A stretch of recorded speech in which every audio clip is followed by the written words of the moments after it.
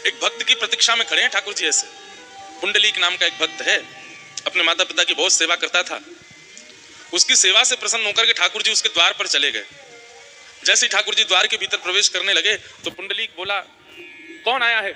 मैं अपने माता पिता की सेवा कर रहा हूं, मुझे परेशान मत करो। ठाकुर जी तो चुपचाप खड़े हो गए। रुक्मणी जी बोली, पुंडलीक, तुम्हारे द्वार पर साक्षात परमात्मा आए हैं।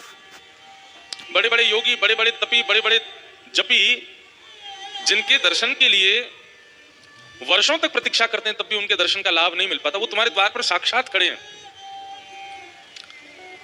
पुंडलीक बोला, क्यों खड़े हैं? बोले, तुमको दर्शन देने आए हैं। बोले, मैंने तो बुलाया नहीं था इनको, फिर क्यों आ गए? तुम्हारी मातृ पितृ भक्ति देख करके आए हैं। बोले, माता पिता की भक्ति में इनके दर्शन के लिए थोड़ी कर रहा हूं, माता पिता की प्रसन्नता के लिए कर रहा हूं। ये क्यों जबरदस्ती मुझे दर्शन देने आए हैं? रुक्मणी जी तो रूठ गई, ठाकुर जी का हाथ पकड़ा, बोले, चलो यहां से। कैसे भक्त के यहाँ आ जाते हो? आओ नहीं, आदर नहीं, नहीं नैनन प्रेम तुलसी तहां ना जाइए।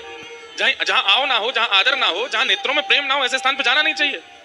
और आपका भी बढ़िया मुंह उठाए कहीं भी चले जाते हो, कैसे भक्त के यहाँ आए हो? ठाकुर जी बोले, इसी बात से तो रीझ के आया हूं कि अपने माता पिता की सेवा, माता पिता की भक्ति, माता पिता के चरणों में सर्वस्व मानता है, पर ब्रह्म द्वार पर खड़ा है, तब भी माता पिता को त्याग नहीं रहा है, इसलिए तो आया हूं। माता पिता की सेवा तो दुनिया करती है, बुरा नहीं मानिएगा। एक जगह करोड़ों का मुनाफा हो रहा हो और ऑफर मिले कि आपको अपना घर छोड़ना पड़ेगा, विदेश में बसना पड़ेगा, माता पिता को ले नहीं जा सकते, बालक भाग जाएंगे, छोड़ जाएंगे उनको अकेला।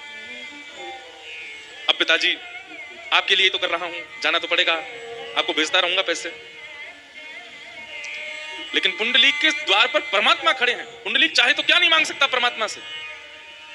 नहीं त्यागा। रुक्मणी जी गुस्सा हो गई। आज भी वहां पर पंढरपुर में विठ्ठल भगवान अकेले खड़े हैं मंदिर में, रुक्मणी मैया पीछे खड़ी हैं, गुस्सा होकर खड़ी हैं। ऐसे के पास क्यों आए हो? और भी कई कारण है। जाते जाते रुक्मणी मैया बोल गई, अरे पुंडलीक, द्वार पर आए मेहमान को कम से कम जल के लिए पूछा जाता है, कुछ प्रसादी के लिए पूछा जाता है। परमात्मा तुम्हारे द्वार पर खड़े हैं, कुछ नहीं तो आसन तो पूछ लो, कहीं बैठने का स्थान तो दे दो। पुंडलीक बोला, ये और मेरे ऊपर आफत आ गई है, इनको आसन दो, उठ के जाना पड़ेगा माता पिता की सेवा से। इनको क्यों आए हैं, मैं तो समझ ही नहीं आ रहा है। बोला, मैं उठ करके नहीं आऊंगा, इनको आसन देना है तो रुको। एक हाथ से चरण दबा रहे माता पिता के, वहीं एक ईंट पड़ी थी, खिसका दी ठाकुर जी के पास। बोले, यही आसन समझ लीजिए, बैठ जाइए इस पे। जैसे ईंट देखी, रुक्मणी जी ने हाथ ही पकड़ लिया भगवान को। बोले, चलो अब मेरे साथ, अब नहीं रुकने दूंगी यहाँ पे, इतना अपमान। ठाकुर जी ने हाथ छुड़ाया, बोले, क्षमा करो, अब तो मैं तब तक प्रतीक्षा करूंगा जब तक इसकी सेवा पूरी ना हो, दर्शन इसको देके ही जाऊंगा। और तुरंत ठाकुर जी अपने कमर पर हाथ धर के प्रतीक्षात्मक भाव से ईंट के ऊपर खड़े हो गए। बोले, विठ्ठल भगवान की। मराठी में ईंट को वीट कहते हैं और उसके ऊपर जो थाड़े हैं उनका नाम है श्री विठ्ठल, रुक्मणी विठ्ठल भगवान।